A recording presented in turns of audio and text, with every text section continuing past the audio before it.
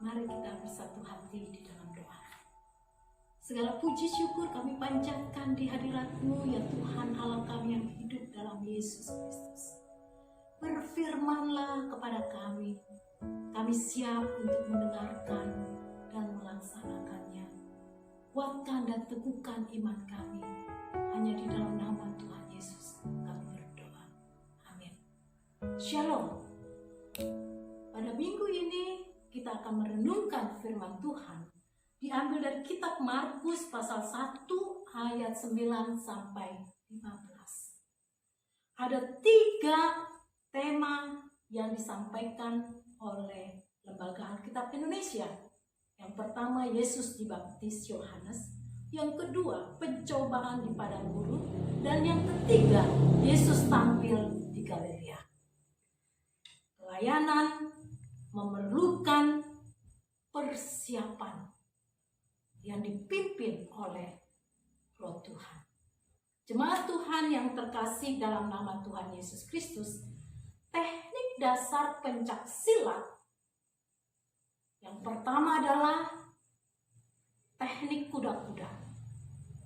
Kuda-kuda depan, kuda-kuda tengah, kuda-kuda belakang, kuda-kuda samping, kuda-kuda silang, kuda-kuda depan, dan kuda-kuda belakang. Kedua, teknik sikap pasang. Yang ketiga, teknik pola langkah. Yang keempat, teknik arah sehingga lawan kena dengan pukulannya. Teknik tendang menggunakan kaki dan teknik pukulan, teknik tangkisan, teknik kuncitan, dan teknik guntingan. Sikap berbaring. Ada 10 teknik dasar pencaksilat sehingga dia semakin meningkat sampai kepada tingkat turnamen berikutnya. Nah, jemaat Tuhan yang terkasih, Yesus memulai pelayanan dengan sesuatu hidup yang dasar, yang basic, yang dialami oleh manusia. Pertama adalah dia dibaptis oleh Yohanes.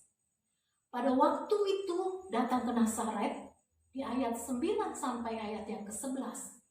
Dia mengalami baptisan, yaitu dibaptis oleh Yohanes dari Nazaret ke Galilea. Dan ada Roh Kudus dan langit terbuka, terkoyak, dan ada suara, "Engkaulah anakku yang kukasihi, kepadamulah aku berkenan." Yesus Kristus di Nazaret sehingga dikenal dengan sebutan Yesus orang Nazaret. Di dalam bahasa Ibrani, Nazaret artinya tunas atau taruh yang tumbuh. Netzer. Berarti Nazaret adalah Yesus, tunas taruh yang tumbuh. Jemaat Tuhan yang terkasih, jarak antara kota Nazaret itu cukup jauh ke Galilea. Cukup jauh perjalanannya. Tetapi Yesus menempuh perjalanan pelayanan, menempuh perjalanannya untuk dibaptis, berjumpa dengan Yohanes.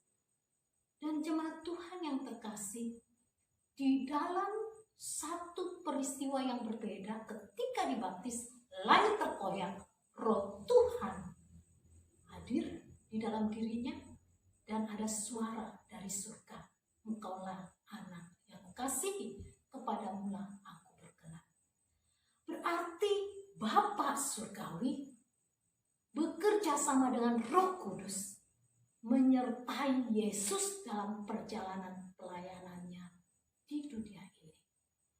Ada kuasa Allah yang nyata dalam hidupnya. Sehingga apa yang terjadi?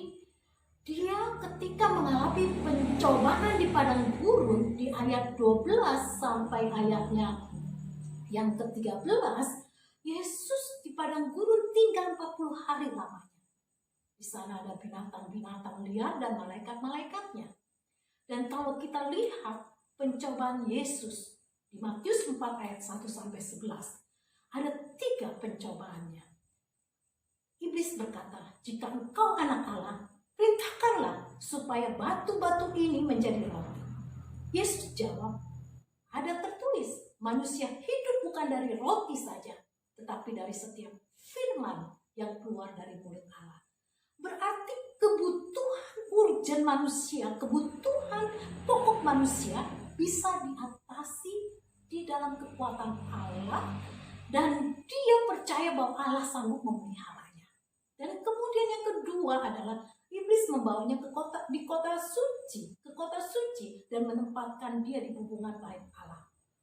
Dan berkata, jika kau anak Allah, jatuhkan dirimu ke bawah, sebab ada tertulis mengenai engkau, ia akan memerintahkan malaikat-malaikatnya, dan mereka akan menatang engkau di atas tangannya, supaya kakimu jangan terantuk kepada batu.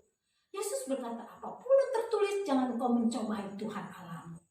Jemaat Tuhan, bahwa Yesus tetap mempertahankan Bapa di dalam hidupnya, ketaatannya kepada Bapa, bahwa kedudukan, posisi, kuasa tidak terkalahkan, bahwa Bapanya maha kuasa atas hidup dan pelayanannya, sehingga dia menjawab kuasa iblis ini dengan firman yang lebih berkuasa atas kuasa iblis.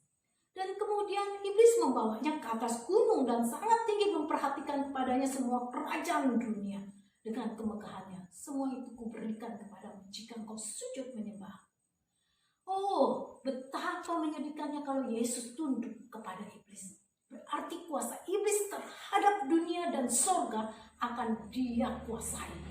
Namun Yesus berkata, nyala iblis, sebab ada tertulis, engkau harus menyembah Tuhan Allahmu, dan hanya kepada dia sajalah engkau berbakti. Jadi jemaat Tuhan yang terkasih, bahwa Yesus melangkah dalam perjalanannya sudah dipenuhi dengan Roh Allah, dibaptis oleh Yohanes, dan kini dia mengalami pencobaan. Secara manusia, hidup kita sama seperti perjalanan hidup Yesus. Kita dibaptis. Jikalau kita tidak dibaptis di dalam Roh Tuhan, dipimpin oleh Roh Tuhan, kita akan terjatuh dalam pencobaan. Tapi Yesus dipimpin oleh Bapa, dipimpin oleh Roh Tuhan. Dan dikatakan dalam 1 Korintus 10 ayat 13, pencobaan-pencobaan yang kau alami ialah pencobaan biasa yang tidak melebihi kekuatan manusia. Sebab Allah setia, dan karena itu dia tidak akan membiarkan kamu dicobai melampaui kekuatanmu. Pada waktu kamu dicobai, akan memberikan kepadamu jalan keluar sehingga kamu dapat menanggungnya. Orang yang hidup di dalam Roh Tuhan, yang mengikuti jalan Yesus, ketika menghadapi pencobaan, dia akan mengalami kemenangan. Dan bukan hanya kemenangan, tapi Allah sanggup menanggung beban, menanggung derita, menanggung pencobaan yang kita hadapi. Itulah pengikut Yesus.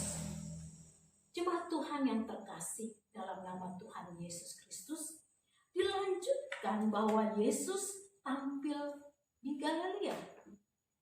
Lalu Yohanes ditangkap, dan saatnya lah Yesus masuk dalam kehidupan real, kehidupan nyata. Dia melayani, dia memberitakan Injil, dimulai di Galilea. Di sana murid-muridnya dimenangkan satu persatu. Dan ada murid-murid yang mengikut dia sampai setia dan bahkan mati, rela untuk mempertahankan iman dan kabar baik. Dan di sini Yesus katakan, waktu telah genap, kerajaan Allah sudah dekat. Bertobatlah dan percayalah kepada Injil. Kunci masuk dalam kerajaan Allah, kabarkan baik melalui Injil, kabar baik. Karena di dalam Injil itu kita dituntun untuk hidup di dalam Yesus.